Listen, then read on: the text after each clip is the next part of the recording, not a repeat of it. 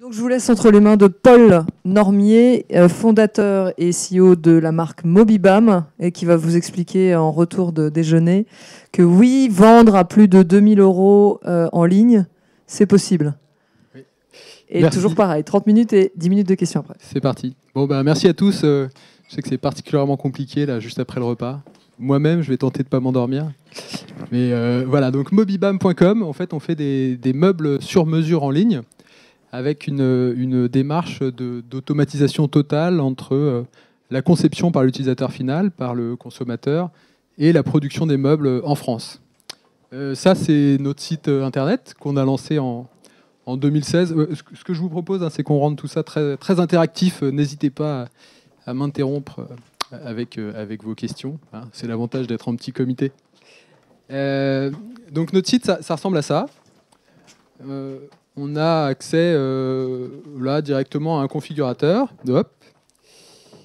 qui est là. On va aller chercher, un modèle. Voilà le meuble. Clarisse a installé ça chez elle. On peut partir de zéro ou déjà d'un meuble préconfiguré, et ensuite on peut faire absolument ce qu'on veut. C'est dire par exemple, en fait, j'aimerais qu'il fasse 3,78 m, 4,7 m de large. Vous voyez, là j'ai un prix qui s'actualise en temps réel. Et puis après, je peux, par exemple, changer la couleur du meuble, ou faire tout ce que je veux à l'intérieur, comme modifier une largeur de colonne, une hauteur de colonne, décider que, je sais pas, là, cette porte-là, elle soit plutôt en couleur chêne. Voilà, rajouter plein d'accessoires comme des penderies rabattables, voilà, des porte-pantalons, enfin tout ce qui va dans un dressing. Et en fait, derrière, quand le client va cliquer sur commander, eh bien, ça génère un ordre de fabrication qui est directement à une usine qui se trouve soit en Bourgogne, soit en Alsace, donc systématiquement en France. Bon voilà, ça c'était pour juste la présentation du concept. Maintenant j'ai une petite présentation support qu'on va aller chercher. Tac. Donc l'idée c'est de faire une plateforme pour l'ensemble de la maison sur mesure et personnalisée. Donc là on est parti du rangement, mais on ne s'interdit pas d'aller sur d'autres catégories de produits, avec comme dénominateur commun l'ergonomie la plus simple, les configurateurs les plus accessibles, et toujours cette démarche d'automatisation de la production, parce que ça a plusieurs vertus. D'abord ça a une vertu en termes de prix. En fait, on arrive à simplement, par la désintermédiation et l'automatisation de production, à réduire un peu les prix. On arrive également à réduire les délais, et surtout, on donne le pouvoir de conception à l'utilisateur. Ça, c'est vraiment ce que les gens viennent chercher chez nous quand on leur pose la question pourquoi vous avez acheté un Mobibam. C'est d'abord parce que c'est eux qui ont fait leur propre meuble. Et ensuite seulement parce qu'il était fabriqué en France et parce que le prix était plus accessible. Donc, voilà, faire une plateforme qui démocratise le meuble, de la conception à la production totalement automatisée. Peut-être deux mots bonjour, pour commencer sur l'histoire de Mobibam. Comment j'en arrive à me lancer là-dedans. En fait, j'ai eu l'opportunité, à la sortie d'études en commerce, de rejoindre mon père qui avait à ce moment-là racheté une menuiserie industrielle. Et c'est là que je découvre tout cet univers de la production de meubles, avec ces challenges du moment qui sont de passer de la production en série à ce qu'on appelle la contre-marque. Alors la contre-marque, c'est quoi? C'est de la production à la commande. Donc vos clients distributeurs, plutôt que de vous commander de grosses quantités qui viennent alimenter un stock dans lesquels ils piochent pour vendre aux consommateurs à la fin, et bien là, ils vont vous demander de leur vendre simplement ce que le client final a déjà acheté. L'intérêt pour eux étant de se débarrasser de cette immobilisation financière du stock et d'être beaucoup plus réactif, beaucoup plus agile pour suivre l'évolution de la demande client. Sauf que ça nécessite une vraie révolution, tant d'un point de vue outils de production déjà, c'est-à-dire qu'il faut passer sur des machines avec du pilotage numérique, avec des changements d'outils rapides, que d'un point de vue organisation du travail, terminer la série. Donc on va plutôt travailler en îlot, et les opérateurs ont vocation à accompagner plusieurs étapes de production. Et justement, la dernière révolution, c'est celle de la formation des opérateurs, hein, pour leur permettre d'accompagner ce changement de production. Donc il faut dire à quelqu'un qui a poussé un bout de bois sur une machine qui était qui était réglée par quelqu'un d'autre pendant toute sa vie, que tout d'un coup, il va falloir qu'il règle lui-même les machines, et puis qu'il suive le process sur plusieurs étapes. En parallèle, je regarde un peu ce qui se passe en ligne, et je vois l'évolution des interfaces, avec l'émergence par exemple du WebGL, qui permet de manipuler des objets 3D directement en ligne. Et je me dis, mais tiens, ces interfaces, ça pourrait permettre à l'utilisateur final, au consommateur, d'aller concevoir des objets complexes et potentiellement directement piloter une chaîne de production ou une machine à commande numérique.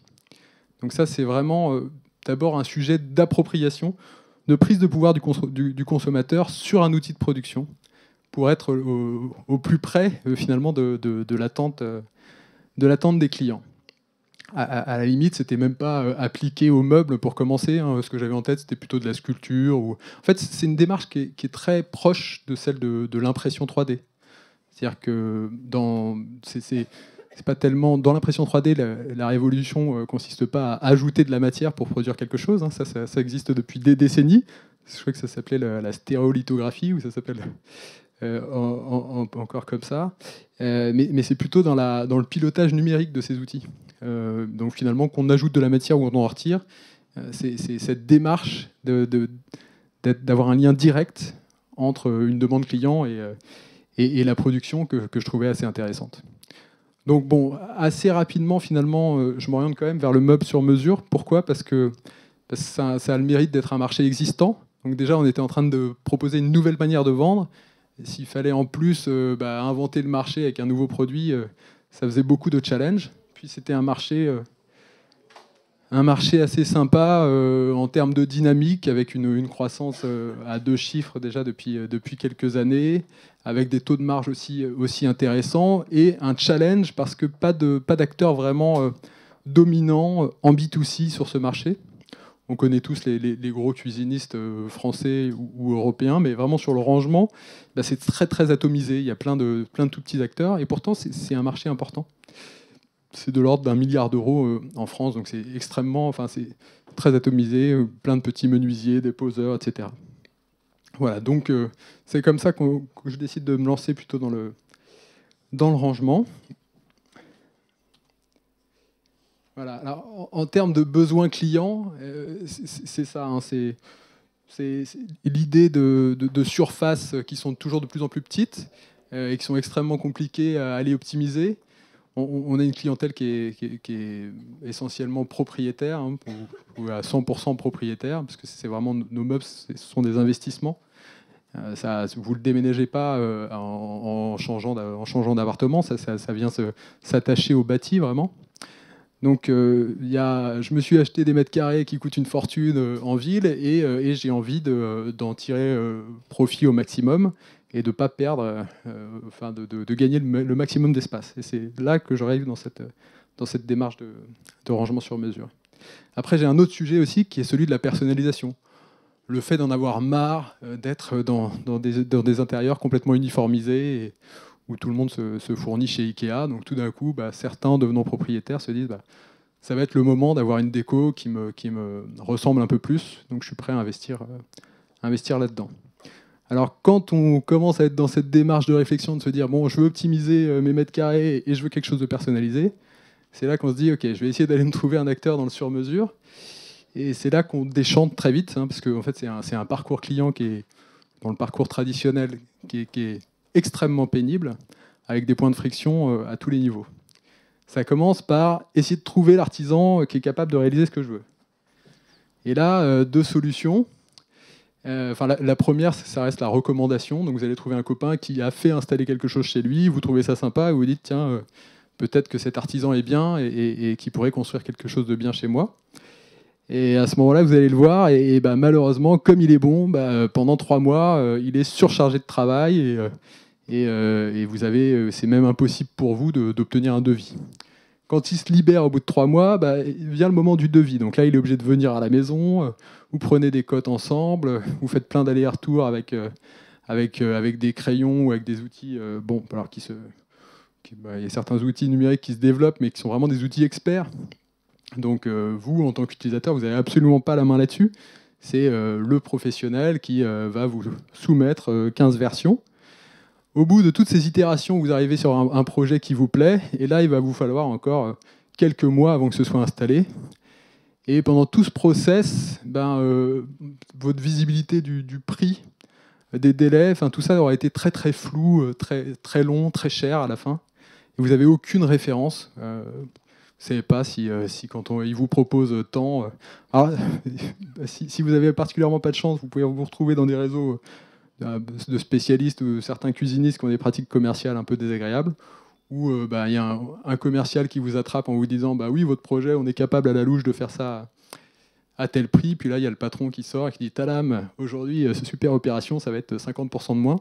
Donc vous avez vraiment l'impression d'avoir aucune maîtrise de votre projet, et ce qui fait que si 90% des gens spontanément voient de la valeur dans le fait de faire du meuble sur mesure, ils sont à peu près le même pourcentage à abandonner leur projet et à se dire ouais, en fait, c'est trop pénible, c'est trop cher, c'est trop long, je vais plutôt me fournir dans une offre standard, voilà, ou bien je vais supporter tout ce process.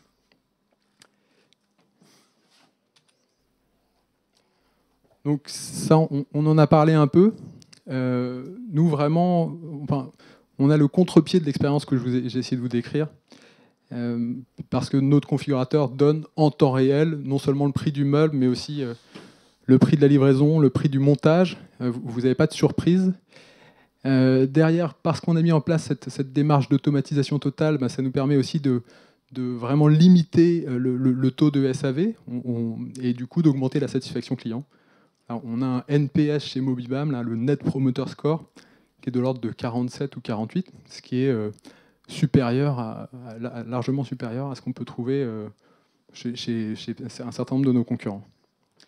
Donc cette automatisation, elle a cette vertu-là, elle a une autre vertu, hein, c'est de pouvoir relocaliser la production. Parce que tout d'un coup, dès lors que vous avez un outil de production automatisé, il n'y a pas vraiment de raison salariale en production d'aller faire votre production en Europe de l'Est ou au Portugal, en fait. Il n'y aurait pas d'intérêt économique. Donc ce digital permet aussi de relocaliser la production. Et ça, on arrive sur le deuxième argument, hein, le Made in France, ce qui amène nos clients à nous choisir VS la concurrence, qui est rendu possible donc, grâce au digital. Alors l'équipe, oui, on est une petite quinzaine de personnes maintenant, dont 4 stagiaires en ce moment, avec une partie de l'équipe de développeurs qui viennent améliorer en continu notre configurateur, qui est un développement interne. Ce configurateur, vraiment, l'objectif, c'est d'accélérer des boucles d'itération entre une hypothèse qu'on peut formuler face à un comportement utilisateur et un retour empirique du terrain. Donc c'est quelque chose de long, hein, puisqu'on est en permanence, et c'est l'intérêt d'être en ligne, en train d'observer le comportement de nos utilisateurs, qui nous font des retours soit par chat, soit par mail, soit par téléphone. Et puis parfois on se contente simplement d'observer leur comportement, parce qu'on filme toutes les sessions utilisateurs. On place aussi des balises de conversion sur tout notre tunnel d'achat. Donc comme ça, on peut identifier assez facilement nos principaux gisements d'augmentation de la conversion. C'est-à-dire qu'entre telle et telle étape, on perd 30%, c'est 10 de plus que dans les 2 étapes suivantes. Je vais plutôt privilégier cet axe-là. On fait des évolutions de notre configurateur, et ensuite on les resoumet à notre marché. On est en permanence dans l'amélioration continue de nos outils pour augmenter la conversion. Donc amélioration continue, c'est tant d'un point de vue fonctionnalité, hein, c'est-à-dire que par exemple, une chose facile à faire, c'est sur notre chat, aller se dire tiens, combien de fois j'ai l'occurrence angle qui va venir, ou combien de fois j'ai l'occurrence, je ne sais pas, sous-pente. Et donc, on va se rendre compte que le meuble d'angle est tapé 3000 fois sur, je sais pas, 10 000 conversations, alors que le sous-pente, lui, n'est tapé que, je sais pas, 1000 fois. Du coup, je vais développer en priorité plutôt le sous-pente, me concentrer là-dessus, parce que c'est un gisement plus important. Alors évidemment, on pondère ça de la difficulté technique. On est en permanence en train de rechercher là où, avec le moins de travail possible, on va améliorer l'expérience utilisateur ou améliorer la rentabilité des opérations le plus vite possible. Donc oui, sur l'équipe, on a alors, mon associé Stéphane aussi, qui est lui plus sur la partie marketing. Ça, c'est une originalité qu'on peut avoir chez Mobibam. C'est la partie acquisition, puisque l'acquisition chez nous aujourd'hui, c'est, selon les mois, 60 à 70% du chiffre d'affaires qui vient du référencement naturel. Et pour le reste, c'est des partenaires, on va y venir tout à l'heure. Donc ça, le référencement naturel, c'est le fruit d'un travail qu'on fait aussi en permanence, en optimisation de page ou en rédaction web, en animant notre blog, pour remonter sur les mots-clés de notre champ lexical de référence. Donc, comme ça, on a pu prendre les premières positions, par exemple sur meubles sur mesure, sur bibliothèque sur mesure, qu'on est en position 3 sur dressing sur mesure, qui est le cœur de la catégorie. Voilà, donc on remonte comme ça, on le fait donc par la rédaction web et l'optimisation de page. On le fait aussi par la relation presse. On a eu la chance d'avoir un petit peu d'exposition médiatique, voilà, à l'occasion de, par exemple, ça a commencé par notre participation au salon du Made in France. Là, dans le week-end, on a dû faire un JT de France 2, bon, après quelques secondes à chaque fois. Je crois aussi un passage sur Europe 1, tout ça. Tout ça, ça génère du trafic et derrière de la transformation. Donc, très intéressant dans un lancement d'entreprise, là où chaque sou est compté pour avoir du trafic gratuit. Du trafic gratuit plus de la construction de marque.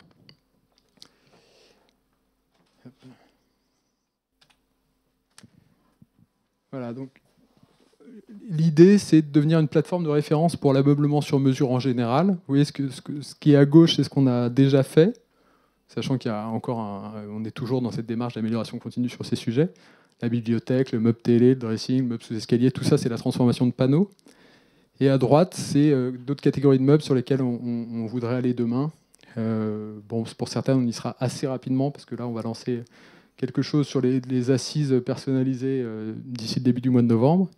Mais tout ce qui est par exemple cuisine, salle de bain, bon là, ça c'est plutôt du très long terme, parce que c'est des gros investissements en termes de développement. Et aujourd'hui, on est une équipe qui est concentrée sur l'amélioration de l'existant. Alors ça, c'est une originalité. Donc je vous ai dit tout à l'heure, 60-70% du chiffre d'affaires et de l'acquisition donc qui vient du référencement naturel. Le reste, ce sont nos partenaires, à commencer par le BHV et Leroy Merlin. Enfin, c'est vraiment. Après, on en a de nombreux autres partenaires, mais qui sont un peu moins importants dans notre chiffre d'affaires. En fait, le concept de la DNVB, c'est vraiment, enfin, où on s'est lancé dans l'idée d'être un pure player et d'avoir cette maîtrise seule de notre relation client. Et on n'avait pas du tout envisagé cette idée de partenariat. Et en fait, c'est par opportunité, d'ailleurs toujours en exposant sur ce premier salon du Made in France en 2016, qu'on rencontre le BHV d'abord, le directeur des achats du BHV, qui nous propose d'ouvrir un showroom là-bas. Donc bon, on s'était dit de toute façon que à terme, une vision un peu omnicanale, apporter de la réassurance par de l'exposition physique, pour certains de nos clients, ça aurait du sens. On n'avait pas imaginé que ce serait possible de le faire au BHV, donc ils sont venus nous chercher, et ça c'était une très bonne chose en termes de construction de marque. Si je reprends un peu le sujet que j'étais censé aborder ici, à savoir vendre des objets à 2000 € en ligne, ça c'est l'une des manières de le faire, d'aller chercher des marques caution. Parce qu'évidemment, on se lance, on n'existe pas, et là, tout d'un coup, le BHV dit Mobibam, c'est quelque chose en quoi vous pouvez avoir confiance. Donc ça, c'est la même chose d'ailleurs que pour les relations presse. Alors c'est encore pire pour les relations presse, parce que c'est des gens qui vont parler de vous. alors qu'ils ont même pas expérimenté ou en réalité ils savent pas vraiment si ça tient la route votre projet. Mais c'est pas grave, il suffit que Europe 1 ait parlé de vous pour que tout d'un coup, ah oui, Mobibam, ça doit être quelque chose dans lequel on peut avoir confiance. Bon, donc ça nous a apporté de la notoriété, de la construction de marque, et puis des ventes parce qu'on est sur un emplacement stratégique avec une clientèle très CSP+, très urbaine, pour qui le prix n'est jamais vraiment le problème. La seule chose qui compte pour eux, c'est ce qu'ils sont capables de réaliser avec notre outil et vraiment cette appropriation, cette prise de pouvoir dont on parlait. Le deuxième partenaire d'envergure, donc ça a été Leroy Merlin, qui est arrivé un peu plus tard. Alors Leroy Merlin, ce qui est intéressant, c'est que c'est pas une plateforme, c'est pas une place de marché, Leroy Merlin. Et pour autant, il se comporte avec nous comme tel. C'est-à-dire que si vous allez sur leroymerlin.fr et vous cherchez meubles sur mesure, ça va vous présenter une page intermédiaire qui présente juste le site de Mobibam. Et quand on clique sur les CTA qu'il y a sur cette page, ça nous emmène directement sur notre site. Et à partir de là, c'est nous qui reprenons la relation client, c'est nous qui encaissons et qui reversons à notre partenaire qui ne se comporte pas comme un distributeur, mais à ce moment-là comme un prescripteur, une commission pour les ventes. Donc quand on fait ça, il y a deux intérêts. Il y a l'intérêt de, pareil, la construction de marque. C'est-à-dire qu'on est présent sur ce site en tant que Mobibam. Donc Leroy Merlin est caution également de la marque Mobibam. Et puis c'est un intérêt en termes de paiement de l'acquisition de trafic, puisque je vais encaisser avant de reverser une commission sur mes ventes. Donc c'est de l'acquisition à BFR négatif. Quand on se lance avec peu de moyens et qu'on doit déjà se concentrer sur l'amélioration de son produit, les fonctionnalités, l'ergonomie dont on a déjà parlé, c'est assez précieux de pouvoir compter sur un partenaire comme ça qui vous envoie du trafic et qui nous suit dans le temps, parce que entre le BHV en 2017, l'ouverture du showroom, et le BHV aujourd'hui, ou pareil pour Leroy Merlin, notre taux de conversion s'est en permanence amélioré par les nouvelles features, l'amélioration de l'ergonomie, un meilleur travail marketing et commercial. Et donc, il y a une sorte d'effet d'aspiration qui se produit, parce que ça se fait à l'échelle de nos ventes directes, mais aussi de les ventes de nos partenaires, pour qui on devient de plus en plus important. Clairement, ils l'ont fait pour commencer, simplement pour un sujet d'image, en se disant c'est sympa, on ne prend pas trop de risques, on va embarquer Mobibam, je parle du BHV en particulier. Et puis si dans 6 mois, les résultats ne sont pas là, on trouvera une autre start-up et on continuera d'animer un petit peu la marque BHV en montrant qu'on fait des partenariats.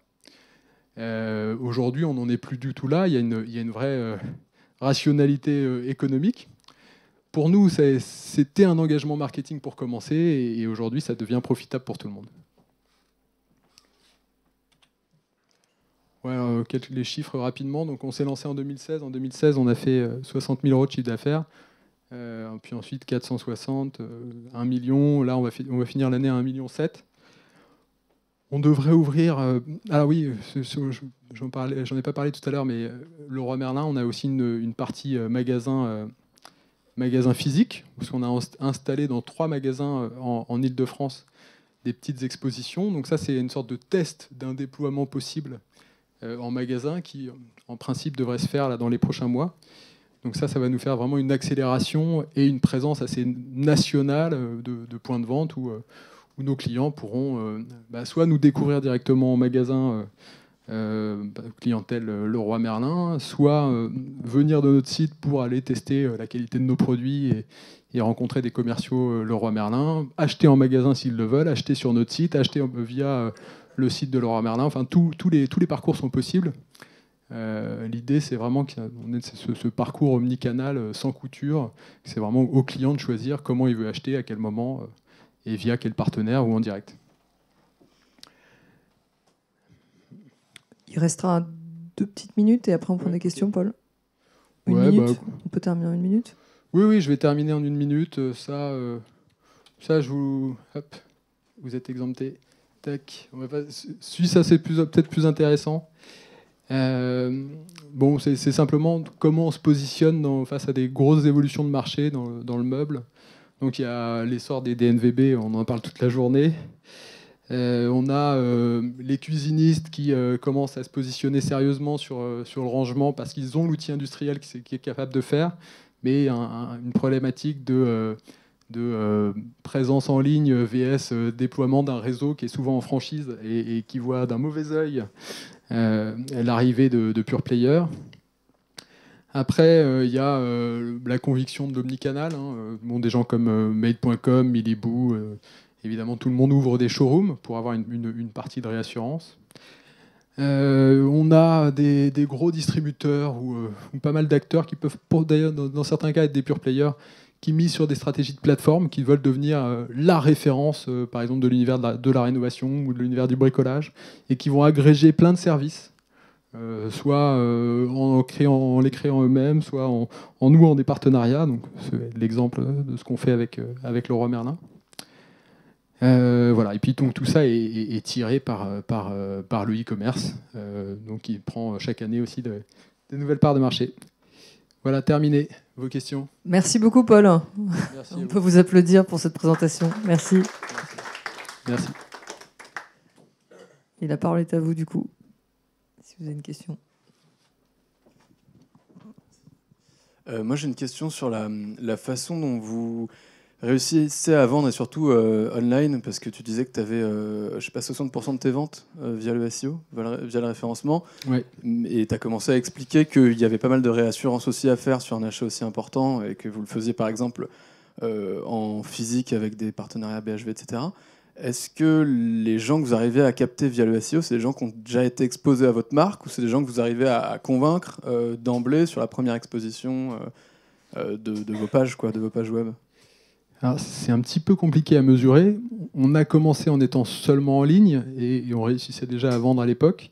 Maintenant, on a des clients qui peuvent avoir tout type de besoins. Ça va du client à qui il va falloir tout, c'est-à-dire recevoir des échantillons par la poste, passer 1 heure avec un conseiller au téléphone, nous poser 50 questions par chat, finir par venir en magasin pour discuter à nouveau avec un conseiller pendant 2 heures, avant d'acheter en magasin ou d'acheter sur Internet.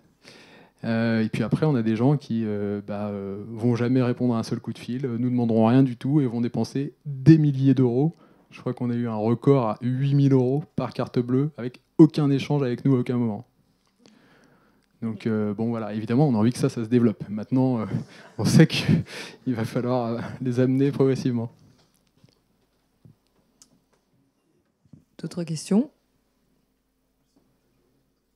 Oui, alors je vous laisse prendre le micro. Pourquoi pas avoir fait votre propre showroom, comme un Tipto et un Teddy Bear, et passer que par des partenariats où tu dois revendre une commission? Ouais, alors, Juste pour le trafic? Non, plusieurs raisons, effectivement. Trafic, le BHV bénéficie de pas mal de trafic. La marque caution, BHV soutient Mobibam, Leroy Merlin soutient Mobibam. Et puis après, le prix. C'est-à-dire qu'à chaque fois, c'est un mode de commission. Donc c'est un risque à la mesure de mes performances. VS, se prendre un pas de porte, aller aménager l'ensemble, etc., c'est quand même beaucoup moins coûteux. Ça veut dire qu'on exclut définitivement l'idée d'avoir des showrooms propres. Mais pour l'instant, je suis obligé de faire aussi en fonction des moyens de Mobibam. Et vu les financements qu'on a eus jusque-là, on fait très attention à tout, évidemment.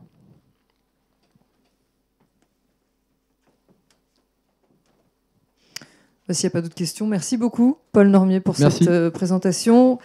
On vous applaudit encore.